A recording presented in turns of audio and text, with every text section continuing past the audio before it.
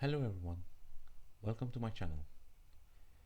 In this video, I will present you the new C# 9.0 feature init only setters that works with properties. So let's dive deep and see what it is. So init only setters is just a new C# 9.0 feature that is accessible only in .NET 5.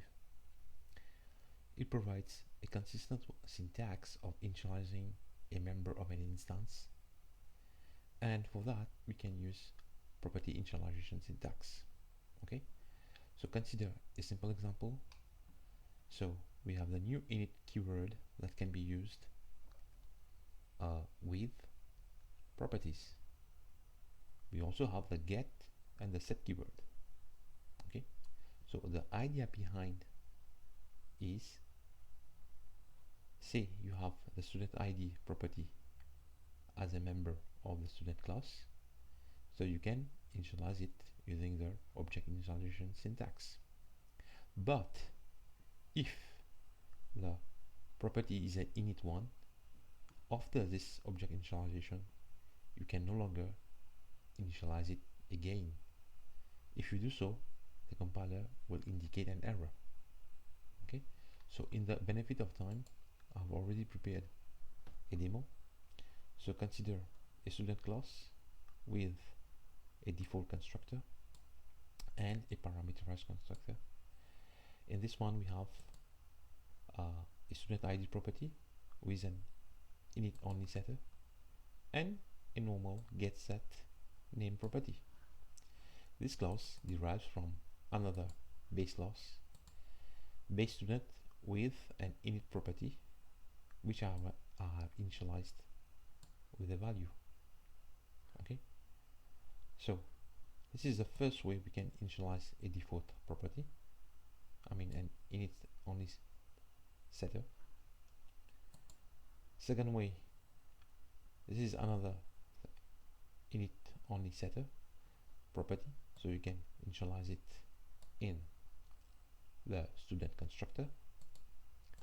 Third way, we can also initialize the base property.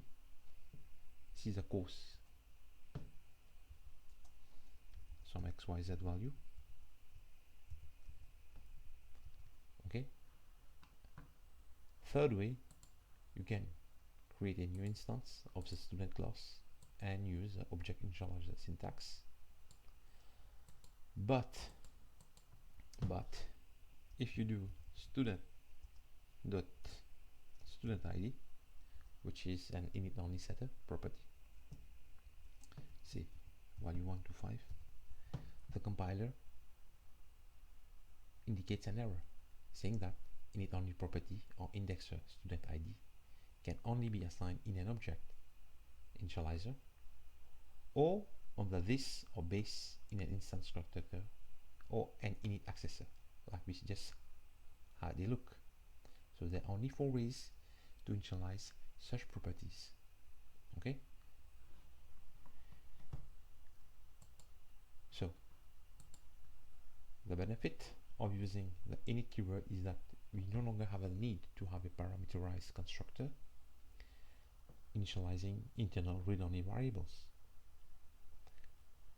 and you can declare init only setters for classes, struct, or the new record types in C# 9.0. And the disadvantage of the init property is that properties become read-only once instance has been initialized. That is, after initialization you can no longer modify it, and an attempt to change an init property after initialization results in a compilation error.